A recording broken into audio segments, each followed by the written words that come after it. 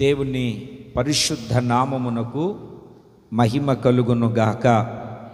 అందరికీ యేసయ్య నామములో శుభము కలుగునుగాక. అందరికీ వందనాలు. దేవుడు తన దయచేత మనలను నింపి బలపరిచి నడిపించిన సర్వాధికారి అయినటువంటి దేవునికే మహిమ ఘనత ప్రభావాలు చెల్లునుగాక. దేవుని ప్రియులారా, పరిశుద్ధ బైబిల్ గ్రంథములో నుండి ఒక చిన్న మాటను మనము జ్ఞాపకం చేసుకుని ఈ యొక్క దేవుని యొక్క సన్నిధిని మనము పరిపూర్ణంగా పొందుకుందాం.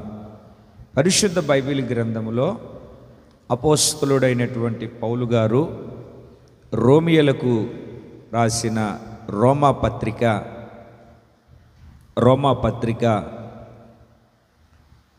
4వ అధ్యాయము,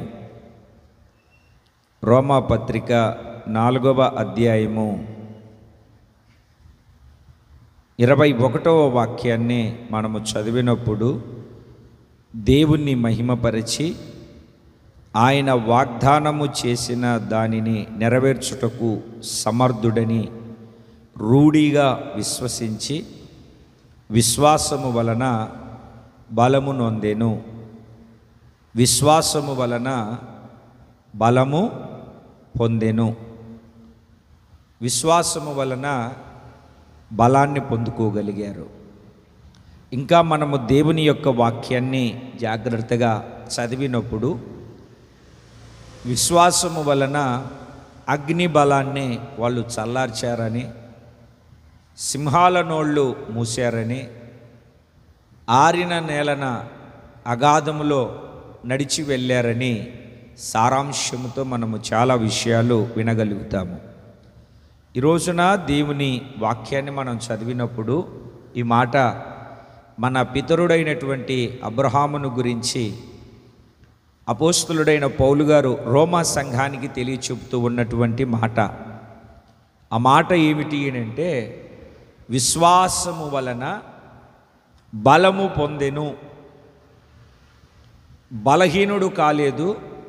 విశ్వాసము వలన రోజు రోజుకి ఆయన బలాన్ని పొందుకుంటూ వెళ్ళాడు. నీకు సంతానాన్ని కలగజేస్తాను అని వాగ్దానం చేశాడు.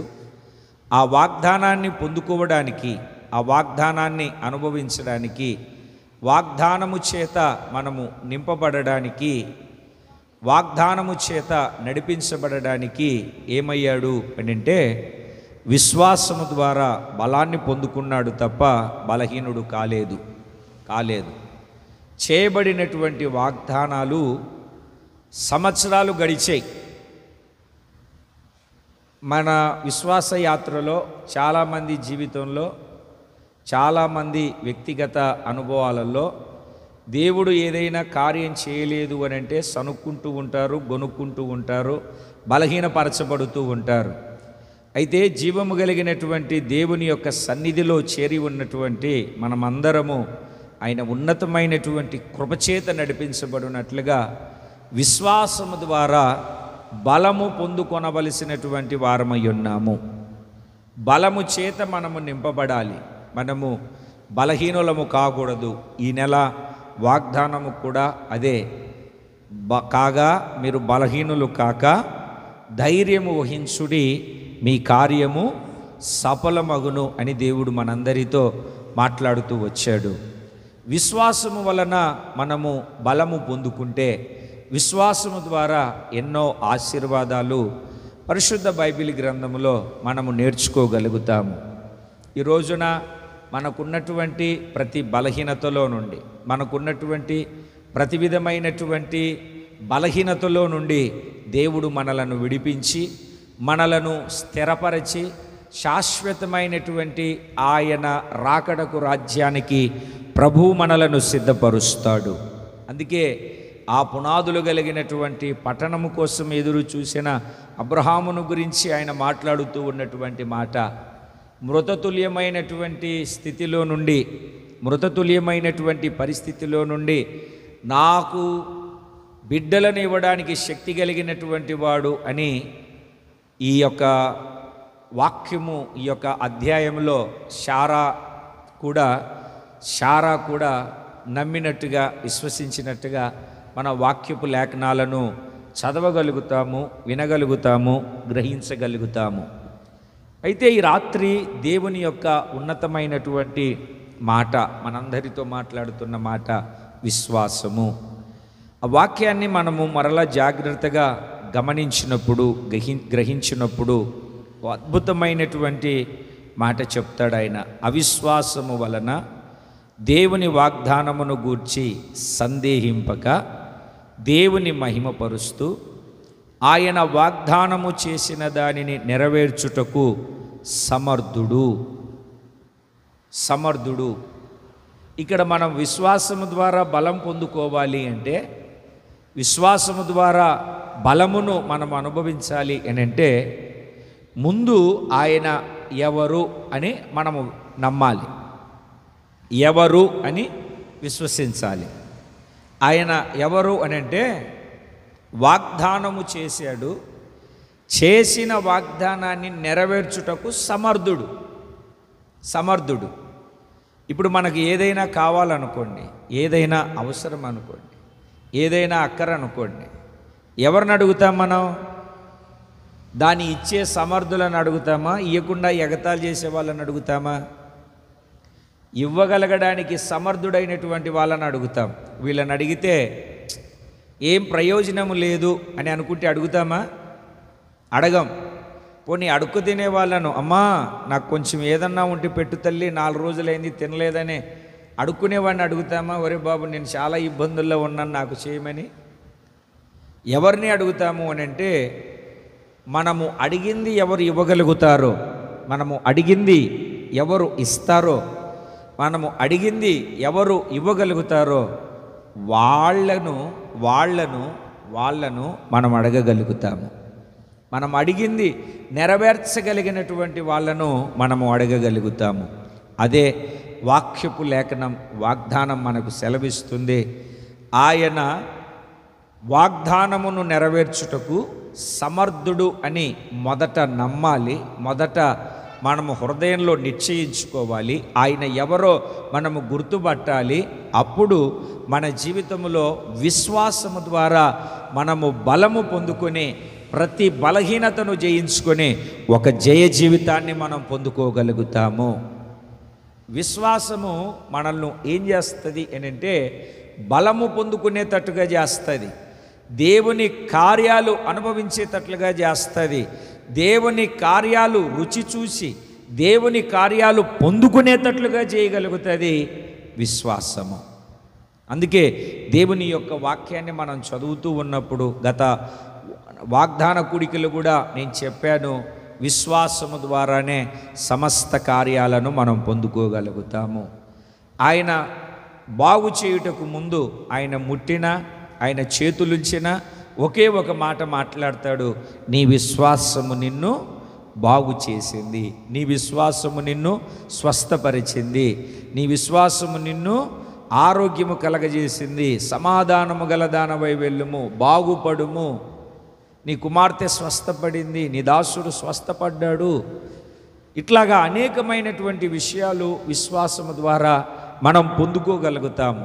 ఎప్పుడు అటువంటి కార్యం మన జీవితంలో దేవుడు జరిగిస్తాడు అంటే, దేవుని ప్రియులారా, మనము విశ్వసించినప్పుడు, మనము విశ్వసించిన దానిని ఏమాత్రము సందేహించక, అదే వాక్యం సెలవిస్తుంది, విశ్వసించిన వాడు ఏమాత్రము కలవరపడడు, సందేహపడడు, ఏమాత్రము బలహీనపరచబడడు, దినదినము అనుదినము బలము పొందుకుని ముందుకు కొనసాగించబడుతూ ఉంటాడు. అందుకే మనము వినిన దానిని, మనము చూచిన దానిని, అంటే ఏం చూడడం అంటే లేఖనాలలో చూసిన విషయాన్ని, వాక్యం ద్వారా విన్న విషయాన్ని, దర్శనములో కలలో చూసినటువంటి విషయాన్ని, ఆయన మాట్లాడితే వినినటువంటి విషయాన్ని మనము నమ్మి పరిపూర్ణంగా విశ్వసించి ఆయన ఉన్నతమైనటువంటి మార్గాలలో మనము నడిపించబడాలి. దేవునికి స్తోత్రం కలుగునుగాక. ప్రభు పరిశుద్ధ నామమునకు మహిమ కలుగునుగాక. హల్లెలూయా. దేవుని లేఖనాన్ని మనము జాగ్రత్తగా ఆలకిస్తే ఇంకొక మాటను కూడా నేను మీకు జ్ఞాపకం చేస్తాను. యాకోబు పత్రిక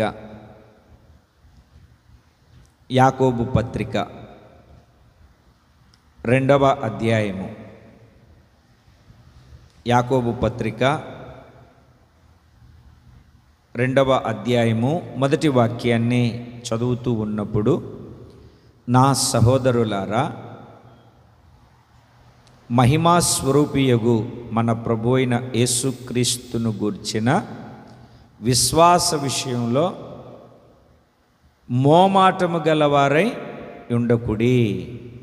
మొహమాటం ఉండకూడదు. కింద ఏం చెప్తాడు అని అంటే, క్రియలను గురించినటువంటి విషయాన్ని తీసుకుని వస్తాడు. మొహమాటం ఉండకూడదు. ఎవరైనా బంగారు ఉంగరాన్ని పెట్టుకొని వచ్చారనుకోండి, వాళ్ళను కుర్చీ మీద కూర్చోబెట్టి, ఏమీ లేని వాళ్ళను కింద కూర్చోబెట్టి, లేకుంటే పక్కకి వెళ్ళిపో, పట్టించుకోకుండా ఉండొద్దు. మొహమాటం ఉండకూడదు. విశ్వాస విషయంలో మొహమాటం ఉన్నప్పుడు ఒకరినొకలాగా మరొకరిని మరొకలాగా చూస్తాం. దయ్యాలు కూడా నమ్మి వణుకుతూ ఉన్నాయి అని చెప్తూ వస్తాడు ఆయన. మనము నమ్మడం మాత్రమే కాదు, క్రియలు కలిగినటువంటి విశ్వాసం కలిగి జీవించాలి. అబ్రహామును గురించి చెప్తాడు, రహాబును గురించి కూడా చెప్తాడు ఈ అధ్యాయం చివరిలో. వాళ్ళు విశ్వాసము మృతమైంది కాదు, క్రియలు లేని విశ్వాసము మృతము అని చెబుతూ ఇక్కడ ఏం మాట్లాడుతున్నాడు అని అంటే, విశ్వాస విషయంలో మొహమాటం ఉండకూడదు. కొంతమందికి మొహమాటం వలన చాలా అనర్థాలకు దారి తీస్తూ ఉంటుంది. మొహమాటం వలన దేవుని ద్వారా పొందుకొనవలసినవి, అనుభవించవలసినవి చాలా విషయాలు పోగొట్టుకుంటారు, చేజార్చుకుంటారు. అందుకే ఆయన లేఖనాన్ని చెప్పేటప్పుడు చక్కగా చెప్తున్నాడు, మీరు విశ్వాస విషయంలో ఏమై ఉండకూడదు, మొహమాటం ఉండకూడదు. పెద్దలు చెప్తా ఉంటారు, అంతము నిష్ఠూరానికంటే ఆరంభపు నిష్ఠూరమే మంచిది. ఇది ఎవరి జీవితంలో జరుగుతుంటుంది అంటే, మొహమాటం లేకుండా మాట్లాడడం కానీ, మొహమాటం లేకుండా ప్రవర్తించే వాళ్ళ జీవితంలో కనబడుతూ ఉంటుంది. వాళ్ళు మాట్లాడేటప్పుడు, వాళ్ళు చెప్పేటప్పుడు కాస్త కరుకుగా ఉన్నా ఒక్కొక్కసారి అదే 1000% బెటర్ అనిపిస్తుంది. కొంతమంది ఏది పగవాడు లెక్కలేనన్ని ముద్దులు పెడతాడు అన్నట్టుగా మొహమాటం కలిగి మొహమాటపు స్థితిలో ఉండి, ఆ రకంగా కాకుండా పర్ఫెక్ట్గా ఉన్నది ఉన్నట్టుగా లేనిది లేనట్టుగా చెప్పగలిగే ఒక ఆత్మ సంబంధమైన స్థితి కలిగి మనము నడిపించబడాలి. దేవునికి స్తోత్రం చెబుదామా? 2 చేతుల పైకెత్తి సంతోషంగా దేవునికి స్తోత్రం చెబుదామా?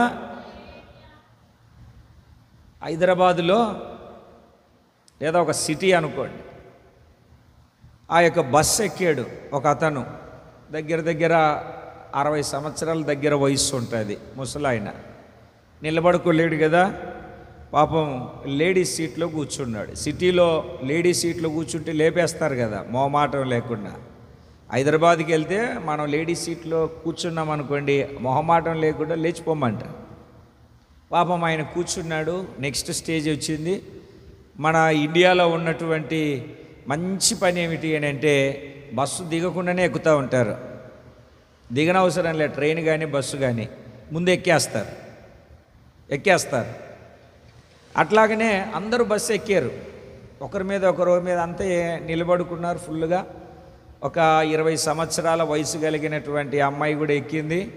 ఈయన లేడీస్ సీట్లో కూర్చున్నారు కదా, కూర్చొని అలా లెగుస్తూ ఉంటే ఆ అమ్మాయి చూసి, అంకుల్ పర్వాలేదు కూర్చోండి అంకుల్ అనింది. పాపం కూర్చున్నాడు మనోడు. ఇంకొక స్టేజ్ వచ్చింది. పాపం మనోడికి కొంచెం లోపల లోన్లీగా ఫీల్ అవుతున్నట్టున్నాడు. మరలా లేగడానికి చూస్తే, అయ్యో అంకుల్ మీరేమి డోంట్ వర్రీ, కూర్చోండి, ఎవరన్నా వస్తే నేను చూసుకుంటాను, మీరేం లేగొద్దు, కూర్చోండి అని కూర్చోబెట్టింది. ఇంకొక స్టేజ్ వచ్చింది, 3వ స్టేజ్. ఆ 3వ స్టేజ్ వచ్చినా అలాగనే లెగుస్తుంటే, అయ్యో అంకుల్ డోంట్ వర్రీ, మీరు కూర్చోండి, మీరు మరీ చాదస్తంలాగా ఉన్నారే, మీరు వయసులో పెద్దవారు, కూర్చోండి అన్నారు. అలాగనే ఓపిక పట్టి కూర్చున్నాడు. 4వ స్టేజ్ వచ్చింది. 4వ స్టేజ్లో కూడా లెగుస్తూ ఉంటే, అరే మీకు ఇంకా అర్థమవుతున్నట్లేదు, ఏం కాదులేండి కూర్చోండి, మీరు వయసులో పెద్దవారు, అది ఇది అంటే, ఆయన సీరియస్గా లేచి, ఏంటి కూర్చో అంటున్నావు, నేను దిగాల్సిన స్టేజీ 4 దాటిపోయినాయి. నేను బస్సు దిగాల్సిన స్టేజీలు 4 దాటిపోయినాయి. నువ్వు కూర్చో అంటున్నావని మొహమాటం కొద్ది కూర్చున్నాను. ఇంకెంత దూరం కూర్చోవాలి, నేను చివరిదాకా తీసుకెళ్తావేంటి నన్నని లేచాడు. ఆ మొహమాటం ఏదో 4 స్టేజీల దాకా ఉండకుండా మొదటనే లేచుంటే దిగాల్సిన స్టేజీలో దిగేవాడు కదా. అందుకే ఈయన అంటాడు, విశ్వాస విషయంలో మీకు మొహమాటం ఉండొద్దు. ఒకరినొకలాగా ఇంకొకలాగా అన్నట్టుగా ఉండకూడదు. మొహమాటము లేని ఒక విశ్వాస జీవితం. ఎందుకు అని అంటే దేవుని యొక్క వాక్యం సెలవిస్తుంది. ఏమిటండి? మనలను అందరినీ విశ్వాస విషయంలో దేవుడు భాగ్యవంతులుగా తీర్చిదిద్దాడంట. 5వ వాక్యాన్ని మనము చదివితే నా ప్రియ సహోదరులారా ఆలకించుడి, ఈ లోక విషయంలో దరిద్రులైన వారిని విశ్వాసమందు భాగ్యవంతులుగాను తన్ను ప్రేమించు వారికి తాను వాగ్దానము చేసిన రాజ్యమునకు వారసులుగాను ఉండుటకు దేవుడు ఏర్పరచుకొనలేదా?